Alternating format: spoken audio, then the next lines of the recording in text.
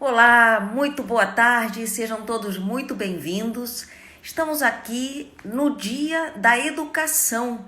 Hoje é o dia em que a gente comemora essa área tão importante que é a área educacional e não podia faltar uma live hoje no Dia da Educação falando sobre esse tema fundamental nos dias de hoje, na sociedade do conhecimento e num momento desafiador como o que a gente vive, que é esse momento de pandemia e já pensando no ensino-aprendizagem pós-pandemia. Tô vendo aí muita gente já chegando, uma enxurrada de participantes, de uma vez só já 25 pessoas entraram e não param, mais e mais e mais, daqui a pouco eu atualizo os números. Quero dar as boas-vindas para todos vocês. Nossa live hoje vai falar exatamente desse tema, o que vem por aí nessa educação pós-pandemia. Eu sou Andréia Ramal, sou doutora nesse tema, educação, fiz a minha tese de doutorado justamente sobre como mudam as formas de pensar e de aprender nesse momento da cibercultura, da educação com tecnologias. E hoje eu tenho um convidado muito especial, que é o Bruno Malheiros, eu vou apresentar daqui a pouquinho. Queria antes de tudo dizer que nós estamos aqui ao vivo no canal Gen Exatas. O GEM, vocês já conhecem bem, é o Grupo Editorial Nacional. Eu acredito que todos os que estejam aqui conectados, os que estão aqui conectados, já estudaram com pelo menos 1 ou 2 livros do GEM. Editoras Atlas, Forense, Guanabara Kukan, LTC, em cujo perfil nós estamos agora. Também a editora Elsevier. Bom, várias outras que fazem parte aí do Grupo Editorial Nacional, que é o maior grupo acadêmico, técnico e científico do nosso país. E o GEM tem feito, ao longo desse mês de abril, uma campanha que diz simplesmente o seguinte: vamos maratonar livros. Pois é, porque nessa pandemia, como a gente tem que ficar em casa, o que é mais seguro para todos os que podem, devem ficar em casa, a gente muitas vezes fica maratonando séries, maratonando filmes. E aí o nosso convite é: vamos também maratonar livros, vamos maratonar conteúdo, vamos maratonar aprendizagem. É um momento também de aprender. A gente sabe que não são férias, tá todo mundo aí, quem pode estar trabalhando via home office, quem pode estar estudando com aulas online, educação à distância, modelos híbridos.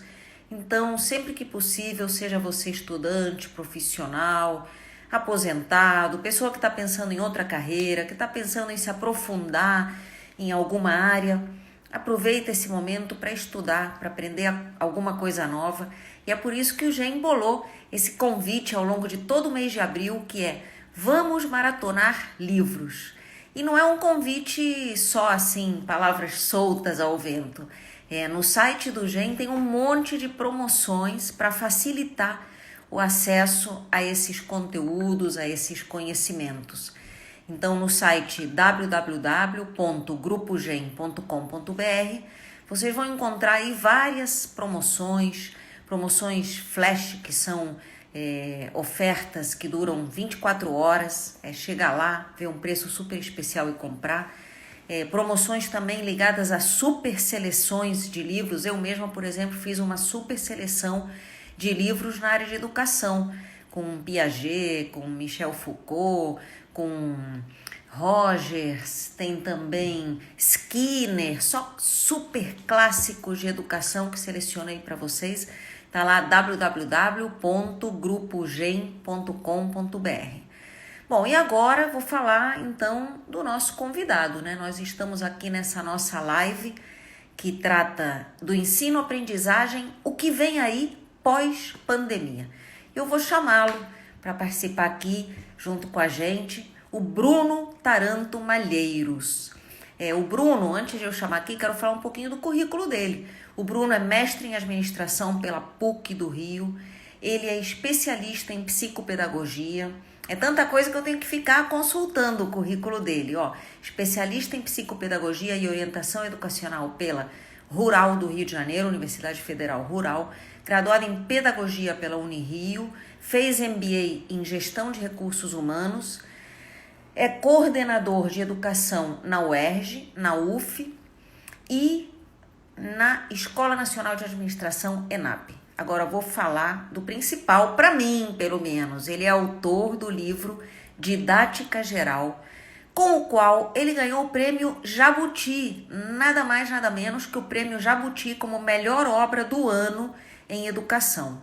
Então, gente, com esse currículo eu só podia estar aqui no GEM, fazendo uma live junto com a gente. Vamos lá. Bruno, cadê você? Eu vou te chamar.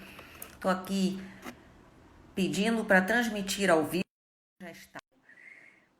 Aguardando o Bruno Malheiros. Bruno Malheiros está entrando. Ó, pessoas aqui dizendo esse livro é fantástico. Ana Simões, Vitor César Tocantins, Dan PJ, Mira Raia entrou. Já estamos com quase 100 pessoas, tá? Há 5 minutos eu falei que tinha 25 pessoas. Agora já tem quase 100 pessoas. Bruno, estou te aguardando. Cadê a sua conexão aqui? Vamos lá, cadê o Bruno?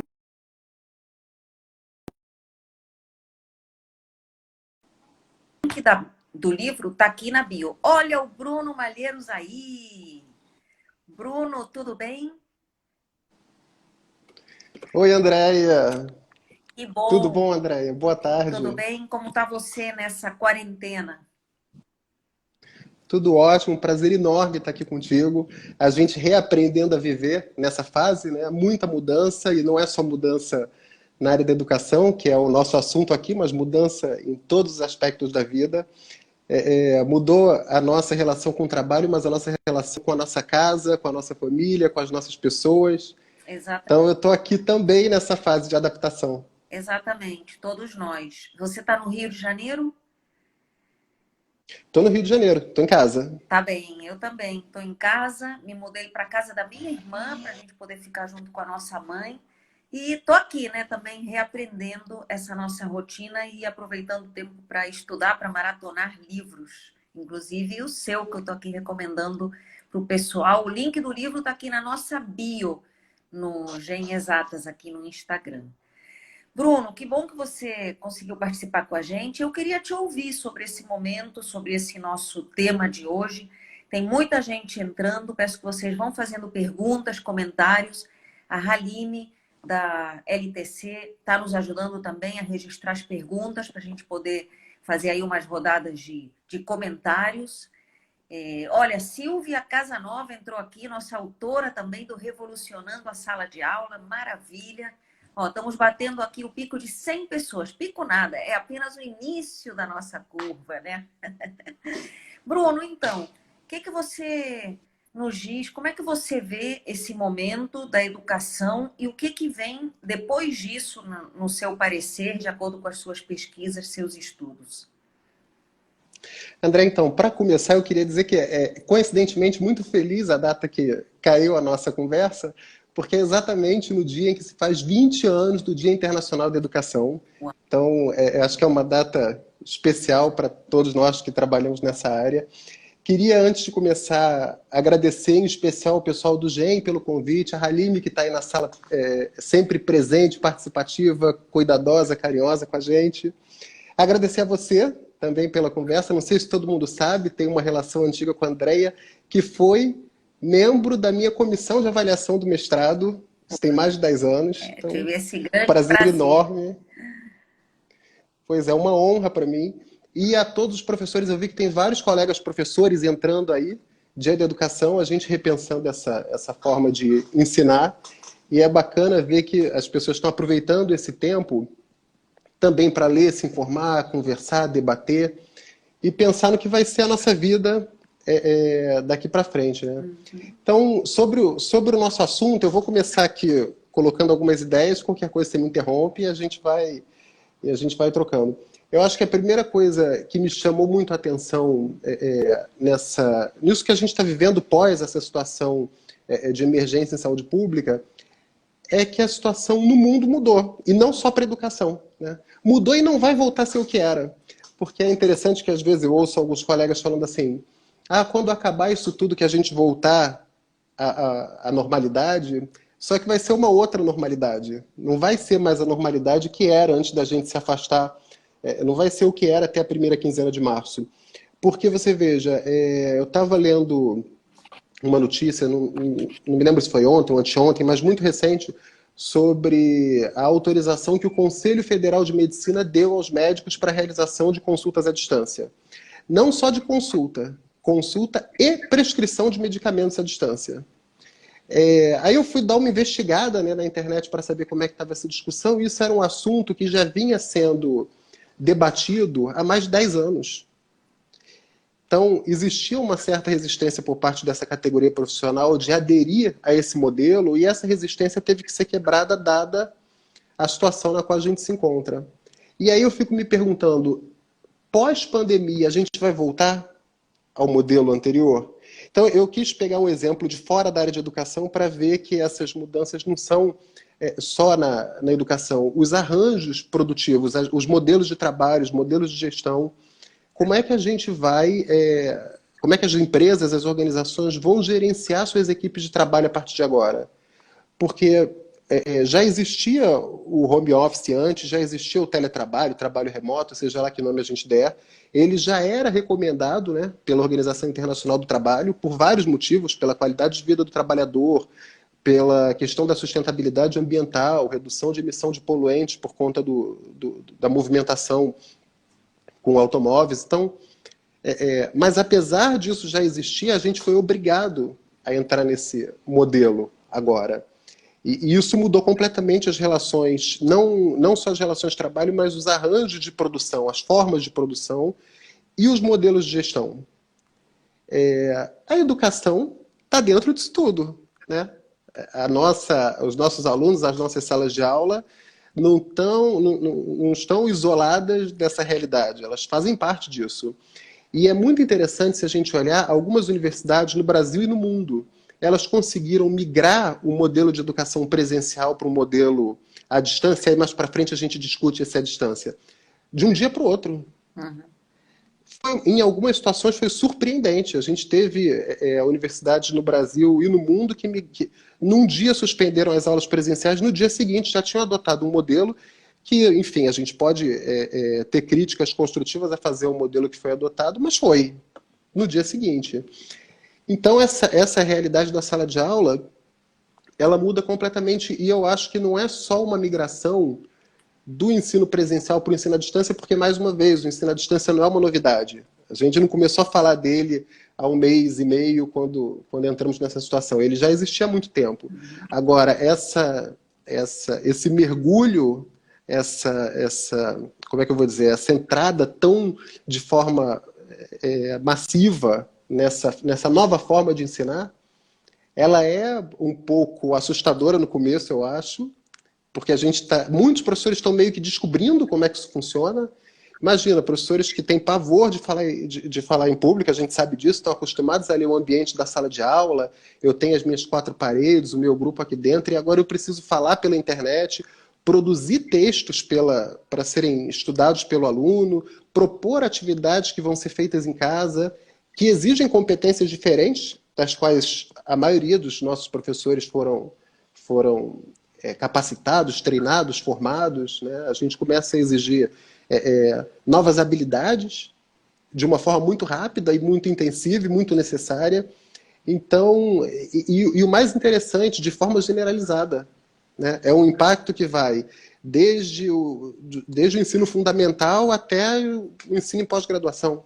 Então, pegou todo mundo quase que ao mesmo tempo, coloca outras pessoas dentro do cenário da educação, porque o que eu vejo, por exemplo, e eu estou falando não só do que a gente observa no geral, mas de amigos próximos, de convivência, você vê que alguns pais foram puxados para o momento do estudo. Uhum. Porque já existia aquele hábito de a criança estar na escola, do horário tal ao horário tal, então o pai e a mãe sentam com a criança só para fazer as atividades de casa. E agora não é mais assim, agora eles têm que... Outro dia eu estava vendo um artista conhecido na TV falando sobre isso, ele falava o seguinte: gente, ensinar é muito difícil. Eu achava que era uma coisa fácil, mas agora eu sento com os meus filhos e eu falo, eles não entendem, eu falo de novo, porque carece de método, né? E é difícil mesmo. As pessoas... A gente tem grandes professores que estudam décadas e ainda tem dificuldade em fazer com que aquilo que eu ensino o outro aprenda. Imagina uma pessoa que não é da área, que se vê no susto. Então, eu acho que esse impacto pegou a gente de surpresa e nos exige algumas respostas. Eu acho que algumas respostas já estão vindo. Você vê que o Ministério da Educação emitiu aí algumas decisões recentes, emitiu algumas portarias para permitir essa migração do ensino presencial para o ensino à distância, além daquele percentual já estabelecido na legislação, permitiu a redução via medida provisória do número de dias letivos, né? Isso está em discussão no Congresso ainda, mas a questão não é a decisão em si, mas o movimento que está sendo feito para mexer na questão dos dias letivos. Então a gente vem tendo alguns movimentos institucionais para tentar lidar com essa situação. Mas eu acho que a pergunta maior que fica para a gente que está dentro de sala de aula é: como é que a gente vai planejar o retorno? Seja lá que retorno for esse, né? Certamente não vai ser o retorno ao que era na primeira quinzena de março, mas como é que a gente se estrutura para retomar essa sala de aula nesta nova situação, nessa nova configuração, que a gente hoje não sabe quando vai ser e nem como vai ser. E uma outra coisa, que é um assunto que me interessa muito, eu sei que interessa muito a você também, porque a gente já conversou sobre isso, que é a questão da conversão desse cenário todo nos métodos, né? Como é que a gente transpõe isso para os métodos de ensino? Porque eu tenho uma preocupação muito grande quando a gente sai da sala de aula e coloca as aulas por vídeos na internet ou por textos para leitura, enfim, algum modelo considerado à distância, e que sejam meramente a transposição do presencial, daquilo que eu fazia em sala de aula, para agora a gente faz em tempos e espaços diferentes. O que já se mostrou em diversas situações bastante inadequado, né? Frequentemente você tem lá aquele ensino bastante tradicional da sala de aula, com aula expositiva, avaliação por meio de capacidade de reprodução, e aí você já tem uma situação na qual diversos educadores são críticos a esse modelo, e agora você reproduz isso numa relação na qual o professor nem está ali no mesmo espaço e tempo para poder capturar algumas informações sobre a capacidade de aprendizagem, de construção do conhecimento, de elaboração de resposta aos problemas da vida. Por outro lado, então, eu falei aqui um pouco dos desafios e de preocupações. Mas, por outro lado, a gente também está de cara com uma gama de oportunidades e desafios incríveis, né? Porque aqueles professores que tinham mais dificuldade em encontrar métodos de ensino que colocassem mais na mão do aluno a questão da aprendizagem, que convertessem em situações de aprendizagem nas quais você de fato quisesse ver aquela competência em ação, né? Em vez de eu simplesmente pedir que o aluno reproduza um conteúdo, que ele me mostre de fato como aquilo acontece na prática, por meio de N métodos que estão aí.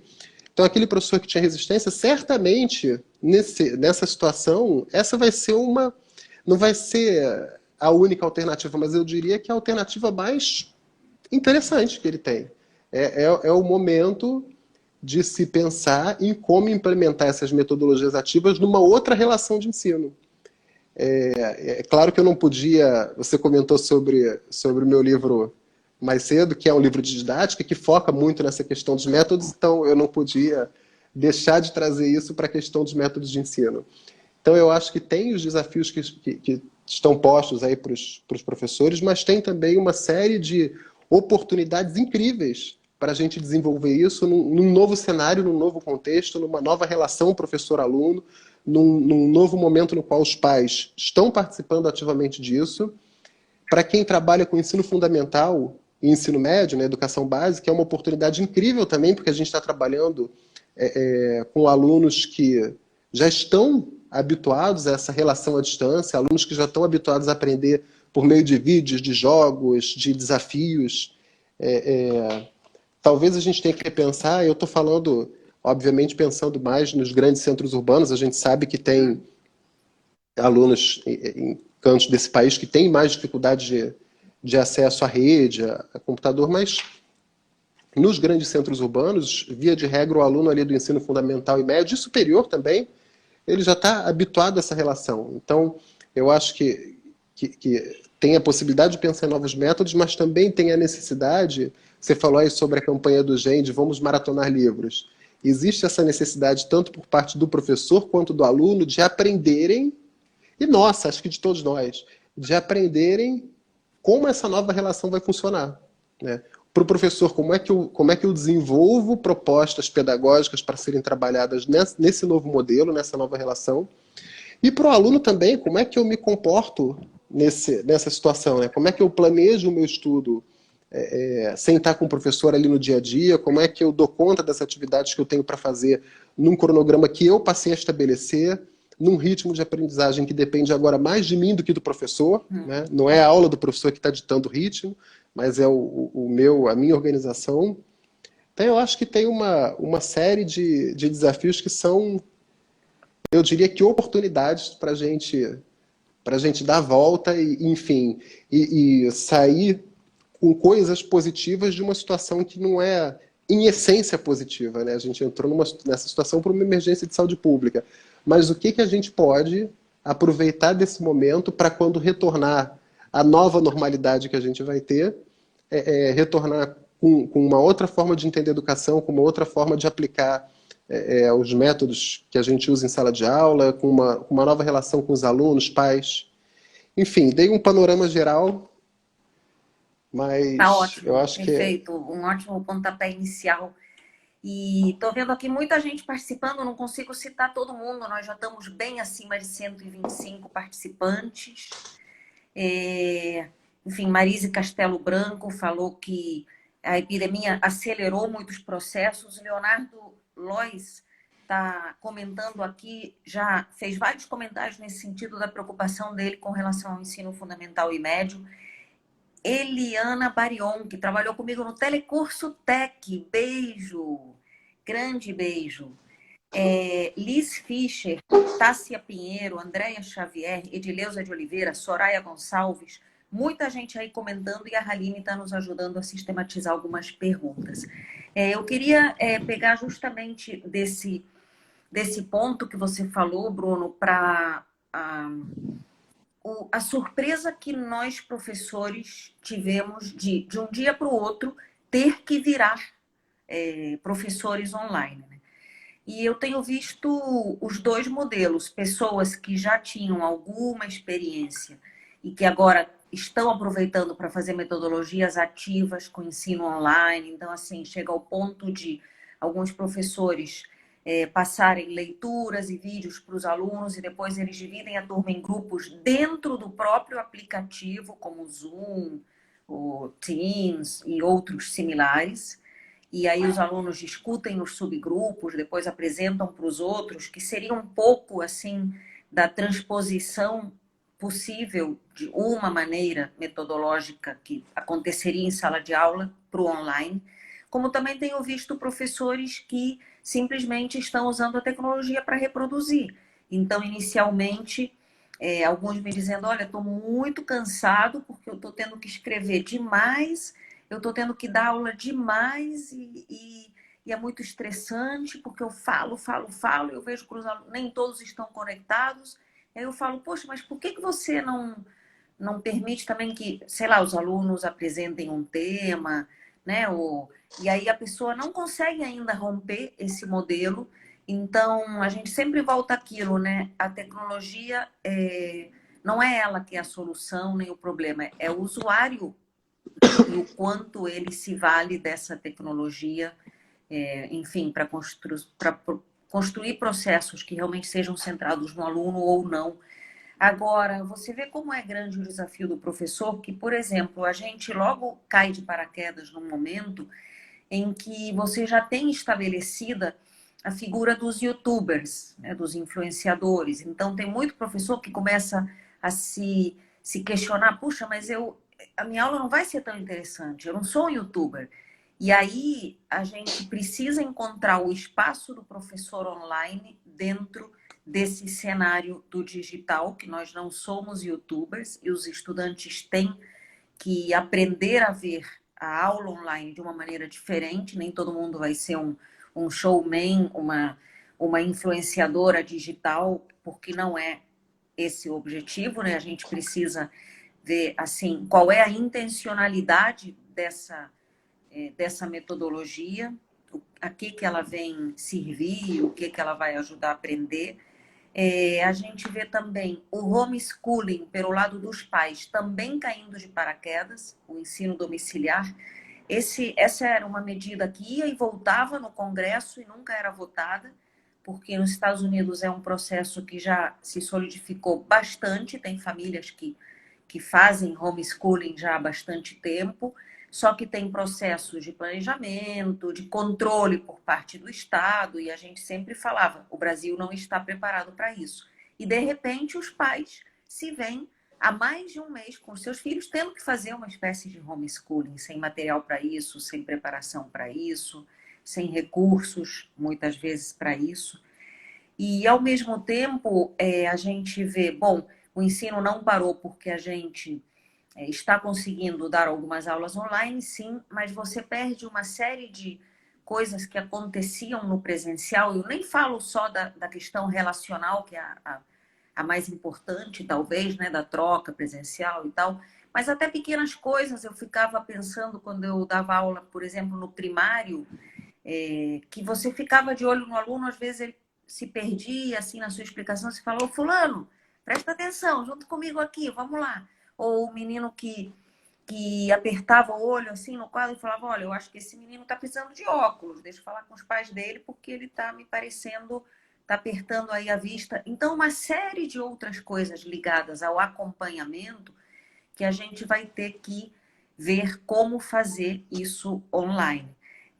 Para o ensino fundamental e médio, eu acredito que a gente ainda está muito longe de poder voltar depois da pandemia num modelo novo, né, em que a gente tenha um ensino totalmente híbrido, com parte presencial, parte à distância. Eu acho que a gente está longe, com certeza.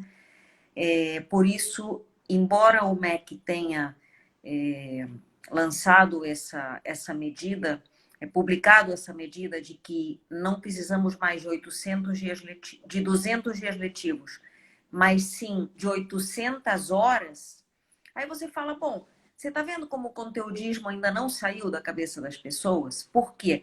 Não precisa todos esses dias, não. Mas eu preciso enfiar todas essas horas, nem que leve 8, 9, 10, 12 horas por dia, criança lá, porque eu preciso passar, entre aspas, esses conteúdos. Então, acho que um ponto positivo é que esse momento vai nos ajudar a relativizar um pouco essas coisas tão arbitrárias como série, ano letivo. Mas o meu filho vai voltar na terceira série, na quarta série, ele vai repetir de ano. Não interessa. O que interessa é que competências a gente vai conseguir fazer com que ele desenvolva. Esquece isso de se foi em um mês, se foi em um ano, enfim. Acho que essa pandemia vai nos ajudar a relativizar um pouco isso, a ressignificar isso. Vai ajudar também a revalorizar o papel do professor, porque é o que você falou, muitos pais dizendo, nossa, se eu soubesse que era tão difícil, eu já tinha pedido aumento para os professores há muito tempo, né? E aí eles percebendo que não é simplesmente falar um conteúdo que a criança aprende. Tem que monitorar, tem que ter estratégia, tem que ter planejamento, tem que ter monitoramento, enfim, avaliação, oportunidades de reaprendizado, né? Então, assim, são coisas que a gente aprende ao longo dos anos, tanto na faculdade como depois na prática, e que não se pegam assim de uma hora para outra dizendo, lê aí o capítulo tal do livro, né? E também eu acho que vai ajudar a revalorizar o espaço presencial. Porque quantas vezes a gente já foi para certas aulas que a gente falava assim, poxa, para isso eu não precisava sair da minha casa, né? Ou até certas palestras que você falava, pô, esse cara repetiu o livro, né? Para isso eu pegava num texto, num artigo. Eu acho que cada vez mais a gente vai se valer da tecnologia para isso, videoaulas, exercícios interativos e tudo que puder ser feito à distância vai ser feito, principalmente no ensino superior e na atualização profissional. E acredito que a sala de aula vai ficar mais valorizada, porque aí a gente vai falar, bom, agora eu preciso do professor aqui comigo. Agora eu preciso encontrar meu grupo no face a face. Por quê? Porque agora eu quero fazer um estudo de caso, eu quero discutir um desafio, eu quero fazer um julgamento simulado, quero fazer uma mesa redonda, alguma coisa que realmente precisa acontecer daquela forma. Então, nesse sentido, acho que são as oportunidades que você falou, e eu espero que a gente saiba aproveitar isso. O pior dos cenários para mim seria que a gente voltasse. Ai, que bom, as aulas voltaram. Tudo de novo, né? Todo aquele velho modelo tradicional que até o Leonardo Lois estava dizendo aqui. A gente já deveria ter mudado esse modelo há muito tempo. Eu acho que as nossas cabeças já não estão iguais, nem dos professores, nem dos alunos. Isso já vinha acontecendo, como dizia o Pierre Levy, a gente já vinha gerando um novo modelo de humanidade por causa das tecnologias digitais, do hipertexto, da simultaneidade, dessas várias janelas abertas que a tecnologia digital trouxe.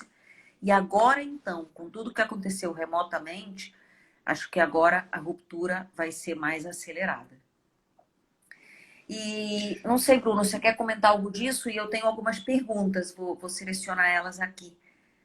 Não, eu queria só fazer um comentário Sim. bastante rápido. Inclusive, eu vi que alguém mandou uma pergunta aqui sobre educação infantil, mas não é não é exatamente sobre educação infantil que eu iria falar, não é sobre a questão do ensino fundamental do ensino fundamental e médio, dessa relação do presencial que você colocou.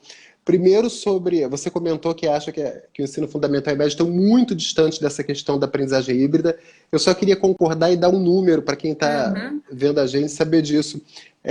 Eu fui dar uma investigada nas pesquisas que saíram sobre o uso das tecnologias nesse momento da pandemia, e olha que interessante, nas redes estaduais, nas 27 redes estaduais do país, mais de 60% das redes têm acesso a plataformas de ensino à distância. Tem acesso, não quer dizer que os Tá. professores usam, mas existe disponibilidade. Mas nas redes municipais, mais de 80% nem tem uma plataforma, nem tem a parte de infraestrutura, sem entrar na discussão de capacitação, de qualidade. Então, ainda está naquele passo bem inicial. Só queria contar um caso sobre um comentário que você fez, mas para falar da importância dessa relação do presencial, que muitas vezes é posta em discussão, né? Uhum. Mas a minha primeira sala de aula era de alfabetização de adultos. E eu me lembro que eu tinha uma aluna específica que tudo que eu escrevia no quadro, ela copiava perfeito no caderno. Mas eu era bem jovem, tinha acabado de sair da faculdade, então eu estava todo orgulhoso de que ela, de fato, já era capaz de escrever muito rapidamente. Até o dia que eu descobri que ela copiava como se fosse um desenho, porque ela sequer sabia o que estava escrito. Um dia Infelizmente. eu pedi para ela ler para mim o que está escrito, o que, que é essa palavra? E aí ela ficou nervosa, né? Tem essa relação com o aluno adulto na alfabetização, porque muitas vezes eles se sentem intimidados por isso. E aí eu descobri que, na verdade, ela só reproduzia, de fato, ela nem entendia o que ela estava escrevendo. Então eu só queria contar esse exemplo para reforçar essa questão de que o momento presencial ele não é substituível. É, A gente pode e deve discutir em que situações ele cabe, mas é absolutamente necessário, em especial na educação básica. isso aí. E você falou um caso de analfabetismo funcional, né? Agora, você imagina essas pessoas, sejam crianças ou jovens e adultos, que estão sendo submetidos agora a uma educação teoricamente online, oferecida por municípios e estados, mas que podem muito bem não estar compreendendo, né, o que está sendo passado lá como tarefas e tal, e sem uma possibilidade de interação. Enfim, então, assim, o problema é muito complexo aqui na realidade brasileira. Eu vou falar de algumas perguntas, eu vou citar algumas e você responde as que você for pensando, tá? O Leonardo que já falou sobre o ensino à distância, né? Que na educação infantil, você comentou isso. Flávia de Paula também. A Silvia Nova perguntando o que vai permanecer no pós-Covid, o que fica. A Tabata, você pode comentar sobre a questão dos professores das universidades federais? Até uma discussão interessante, porque saiu também na nossa outra live com a Silvia, que um professor citou o seguinte: olha, o meu contrato de trabalho diz que eu fui contratado para ser professor presencial, né? E aí? Então, é outra questão bem complexa. Flávia Gabriela falando sobre EAD na área da saúde. É possível? Liz Fischer, como avaliar a qualidade do que está sendo feito neste momento? E Ibson, hoje estamos trabalhando EAD ou remotamente apenas? Então, são só algumas, daqui a pouco eu falo outras, porque é muito comentário. Bom, vou tentando responder, acho que eu fui lembrando aqui, eu tentei anotar Sim. rápido, mas vamos lá. Primeiro sobre a questão do contrato de trabalho. Esse exemplo citado do professor da Universidade Federal, que foi contratado presencial, não para esse novo modelo. A questão é que, como eu falei aqui no começo, a gente, a vida como a gente conhecia está mudando. Imagina um contrato de trabalho, É, sabe? Porque a forma como a gente foi contratado para atuar em qualquer situação, ela é só um pedacinho de tudo que mudou. A própria atividade de ser professor, ela já vinha mudando, né? Já vinha mudando de fato. Se a gente olhar o que era um professor há 50 anos atrás, o que era um professor há 20 anos atrás e o que é um professor hoje, já é uma forma de trabalho que mudou. Imagina após essa situação toda. Então eu acho que o que fica é ter um pouco mais de clareza de que os contratos de trabalho evoluem porque o mundo evolui. Então, não vai ter jeito. Estou entrando na discussão jurídica, nem tenho competência é, para isso, mas é o do que a ponto de vista da Fabiana educação, Passador tá colocando aqui, nessas horas que a gente tem que flexibilizar. A gente tem que pensar no bem comum e não enrijecer. Pois saindo um pouco da questão jurídica, o bom senso, pelo menos, levaria a gente para essa ideia, né? Mas a Soraya Eldeir está colocando o outro lado da medalha, que é o do aluno. Tem mestrando que está pagando um curso presencial e não está aceitando aula virtual. Então, também é enfim, outro desafio aí. Eu li também toda essa polêmica sobre os pais que precisam que as escolas particulares abaixem as mensalidades nesse momento, né? E por outro lado, a gente tem toda uma batalha de valorização do professor, cada vez mais. Então, assim, a coisa é tão paradoxal, né, que vai exigir mesmo uma reflexão e uma reavaliação de todos esses processos e contratos simbólicos que a gente tem, não só de trabalho, mas de relacionamento, de ensino-aprendizado, de professor-aluno, etc. pois é, tem uma série de questões aí que a gente não vai ter a resposta pronta agora, o que você acabou de colocar na sua última fala. Não é só a questão da educação, questão da saúde, segurança, relacionamentos, enfim, como é que fica? A gente não sabe ainda. Agora, alguém comentou aqui embaixo, passou rápido, eu acabei não vendo o nome da pessoa, mas colocou só a frase, só a seguinte frase: o trabalho do professor é ensinar.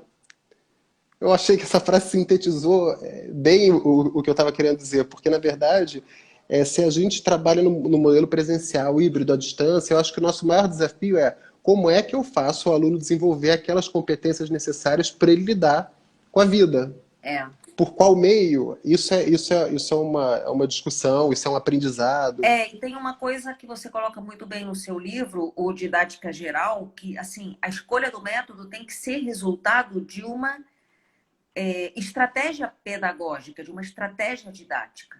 Eu peguei muito isso quando nas escolas começou a surgir o setor de audiovisual. Você é mais novo, mas talvez você já pegou ele existindo.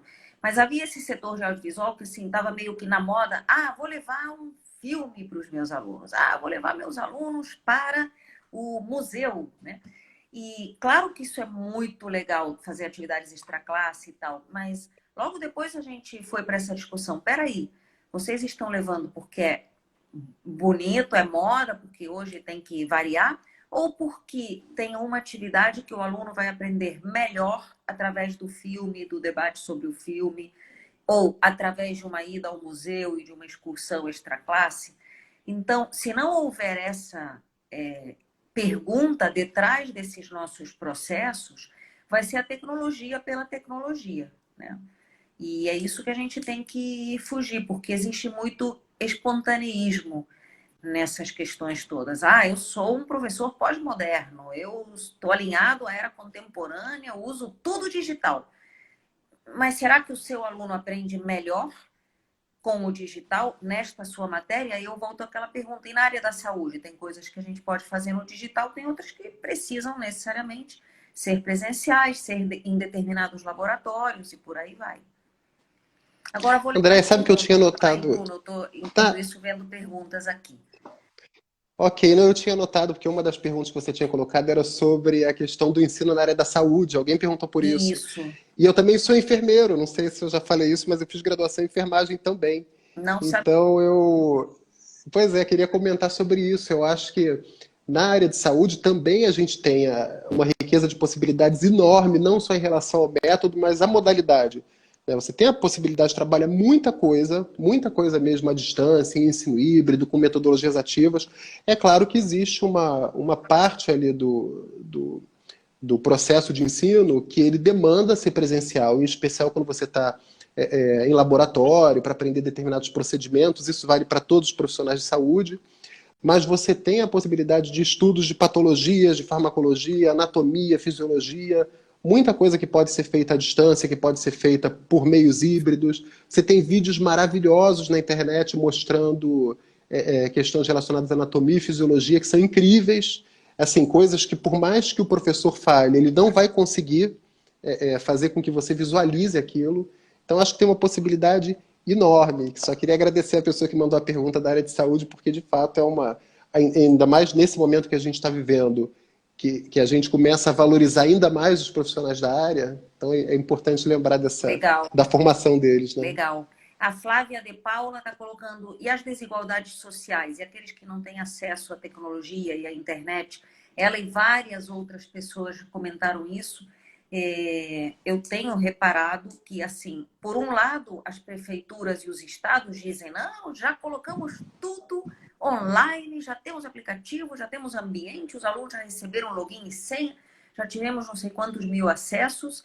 E, por outro lado, eu tenho visto professores que contam, olha, eu estou imprimindo o material do meu aluno na minha casa, eu coloco um varal, tem até uma professora, olha a ideia dela, ela coloca no quintal dela, como se fosse num varal, os exercícios impressos para os alunos, e aí os pais vão na casa dela, pegam aquele exercício para não ter contato social. Aí você vê o outro lado, a precariedade. Então, assim, é claro que está colocada uma questão gravíssima, que pode acirrar as desigualdades. E aí a Flávia de Paula, não, o professor Alain Marcel perguntou aqui, será que a educação voltará a ficar elitizada? Uma vez que existe uma enorme parcela que não tem computador e tal. E eu estava me lembrando, Alain, na minha tese de doutorado, no final, como conclusão, eu fiz uma reflexão sobre a educação com tecnologias e eu falei de uma preocupação que era que a gente tivesse no futuro, uma grande educação em massa, como se fosse uma TV aberta, né? Seria a TV aberta da educação, a internet aberta. Então, tá lá no YouTube, todo mundo pega o que quiser, parará. E um pay-per-view da educação, aquela educação premium, a qual só quem pudesse pagar teria acesso. E eu estou vendo o risco no que era uma reflexão assim na época meio Isaac Asimov. Hoje eu estou vendo o risco de cada vez mais isso se tornar uma realidade, porque quanta gente fala assim, o conhecimento está aí, cabe a você pegar. Não, o conhecimento não está aí, né, na nuvem. Precisa de um professor para orientar, um arquiteto aí que vai cognitivo, que vai ajudar a pessoa a construir a sua trilha de aprendizagem, mas ao mesmo tempo, como fazer com que esse conhecimento esteja realmente aí para todos e não só para aqueles que puderem pagar e ter acesso. Muito boa a André, reflexão você que você falando. sabe que eu peguei esses números, porque eu fiquei curioso com isso também, né? Qual o tamanho da população que a gente está falando que está fora? Porque é isso que o Alan colocou, assim, quando a gente fala em ensino pela internet, pega todo mundo, sabe? A gente é um país É, continental, quase 220 é. milhões de habitantes. E aí, veja você, nos municípios, nos domicílios considerados classe A, no Brasil, essa pesquisa é do Todos pela Educação. 99,9% dos domicílios têm acesso à internet, banda larga. Nos domicílios que são considerados classe E, que são aqueles bem mais humildes, bem mais pobres, 40% apenas têm acesso à internet banda larga. Então os números não Menos da mentem, de metade, fato, pois é. menos da metade. E É um outra risco. coisa, Bruno, são, às vezes é um acesso em um computador que tem que ser disputado entre vários irmãos, entre o home office ou do pai ou da mãe, num ambiente pequeno que a televisão está ligada e que você não tem ambiente de estudo. Então, assim, é tão desafiador, né, que deveria ter uma metodologia, tanto para as famílias como para os professores, para eles aprenderem a fazer tudo isso. O que nos remete a uma das perguntas aqui sobre a formação docente. Vânia Alves, ela comentou: os docentes precisam de mais cursos sobre tecnologias digitais no ensino-aprendizagem e de equipamentos para o trabalho. Eu quero sempre voltar a isso, que nos cursos de formação de professores não existe ainda uma formação sólida para como ser um tutor virtual, um professor virtual, um arquiteto cognitivo nesses ambientes de aprendizagem, como você usar a tecnologia para fazer diagnósticos, para fazer medições e acompanhamentos. Então, assim, ainda nós estamos a anos-luz na formação de professores para um cenário como o que a gente tem em outras profissões.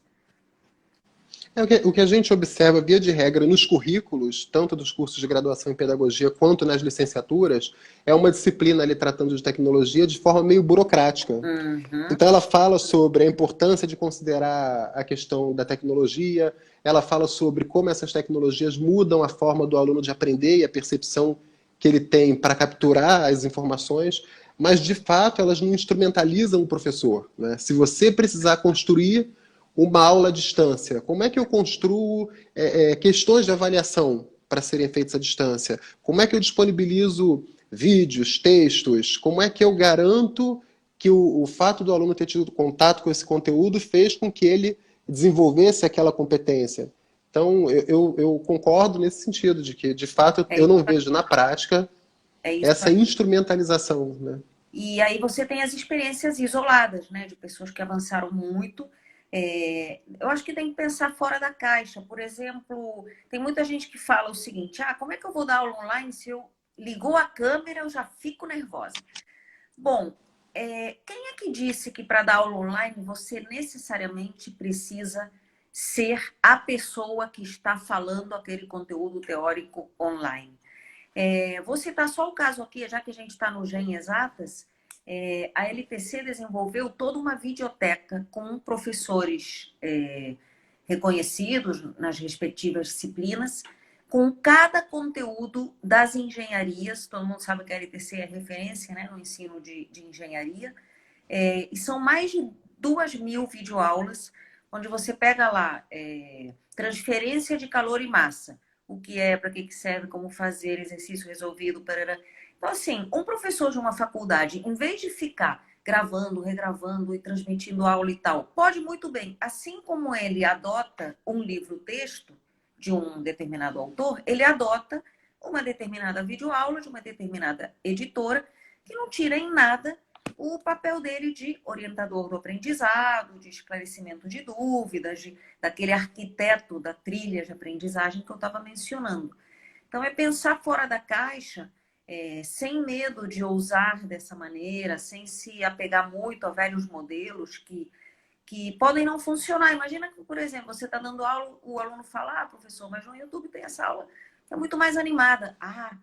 Então não posso mais ser professor. Claro que pode, porque a essência do professor não é apresentar conteúdos simplesmente. É muito mais nobre do que isso. Então eu acho que essa época vai facilitar para a gente poder exercer o nosso real papel de orientador, de moderador de discussões. Num artigo meu eu falo de dinamizador da inteligência coletiva, que é justamente essa figura que faz o grupo aprender em conjunto. André, você falou sobre essa questão do professor não ter essa obrigação de ter a competência de falar bem no vídeo. Isso me lembrou o livro Sala de Aula Invertida, do Bergman e do Sams, também da LTC. Que no capítulo que ele fala sobre produção de vídeos, ele fala disso, né? Você não precisa ser a pessoa que grava, edita, que fala super bem. Não, não é isso, até porque é o que você colocou.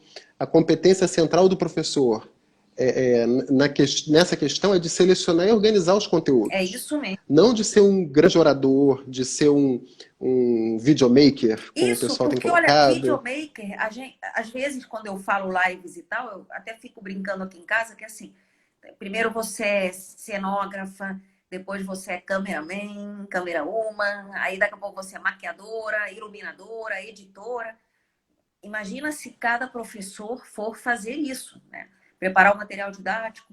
Então, assim, para mim é uma lógica muito similar àquela. Vou adotar um livro como referência para os meus alunos. Vou adotar vídeos e ambientes virtuais também como outra referência para os meus alunos. Porque é isso, o desafio do professor nessa situação é saber selecionar e disponibilizar. Porque essa é a grande dificuldade que o aluno à distância tem na prática. É assim, no meio de tanta informação, no meio de tanto conteúdo, como é que eu escolho aquele conteúdo que é de fato condizente com aquele objetivo de aprendizagem, que de fato me ajuda a desenvolver uma determinada competência? Isso vale para texto, para vídeo, para questões. Eventualmente o professor não tem disponibilidade para elaborar questões, para acesso a materiais impressos por páginas, enfim, existem N possibilidades a serem exploradas. Exatamente. A Marise Castelo Branco está falando aqui, até porque o professor não é o protagonista. Pois é, não deveria ser. Não. O aluno precisa ser colocado aí de forma ativa e o professor é um participante, né? Eu sempre falo para os meus alunos, olha, não existe aula ruim ou aula boa que dependa só do professor. Se vocês não quiserem fazer uma aula boa junto comigo, a aula vai ser péssima. Então, a aula é o resultado de toda uma interação construída por todos. Mas, Bruno, a gente já está tendo que chegar aqui no nosso finalzinho da live. Você sabe que o Instagram ele é impiedoso. Quando dá 60 minutos, ele simplesmente corta abruptamente. Então, a gente está aí com alguns minutos. Eu queria dizer para vocês que tem muita pergunta e comentário super legal. Não foi respondido. A gente vai tentar reprogramar um outro momento, né? Para a gente poder organizadamente retomar essas questões. A gente avisa vocês. Se inscrevam no www.grupogem.com.br para saber de todas as novidades de novas lives, novas promoções, como essa que a gente teve em abril de maratonar livros. Leiam o livro do Bruno, Didática Geral, espetacular. Não é o único livro dele com o GEM, então pesquisem lá no site do GEM para ver outros livros do Bruno. Ele tem também curso online, pesquisem os cursos online do Bruno, e outros conteúdos que a gente tem de educação, revolucionando a sala de aula, revolucionando o desempenho acadêmico, revolucionando a docência universitária da Silvia Casanova, Edivalda e outros autores que estão aqui conectados. O Sala de Aula Invertida, do Jonathan Bergman, publicado pela LTC aqui no Brasil. E, enfim, quero agradecer a presença de vocês. Participem sempre desses nossos encontros. Batemos aí mais de 300 participantes. Quero agradecer muito a presença de vocês. Bruno, agradecer muito a sua presença. Fala aí algumas palavras finais para os nossos amigos participantes, Bruno. André, queria agradecer muito o convite da LTC, do Grupo Gente, estar aqui novamente conversando contigo. Agradecer você por esse tempo aí para a gente poder conversar sobre esses assuntos que são sempre interessantes, polêmicos, mas ao mesmo tempo ajudam todo mundo. E queria agradecer aos participantes que estão aí presentes, mandando sugestões. Eu estou vendo uma opção de parabéns muito bom. Queria agradecer a todos vocês por estarem aí. E é isso. E agora vamos pensar no nosso retorno, vamos pensar juntos, trocar ideias, enfim, e pensar no retorno das aulas. É isso aí, Bruno. Vamos pensar, vamos planejando e vamos continuar aqui debatendo, tá? Vamos conversar. Lilian Afonso, obrigada. Paula, Luzia, Cruta Bispo, Maurício Ribeiro Souza, Rossana, muito, muito, muito obrigada a todos vocês. Grande beijo e até a nossa próxima live. E olha, lembrem desse recado, vamos maratonar séries, mas mais ainda, vamos maratonar livros. Beijo, até a próxima.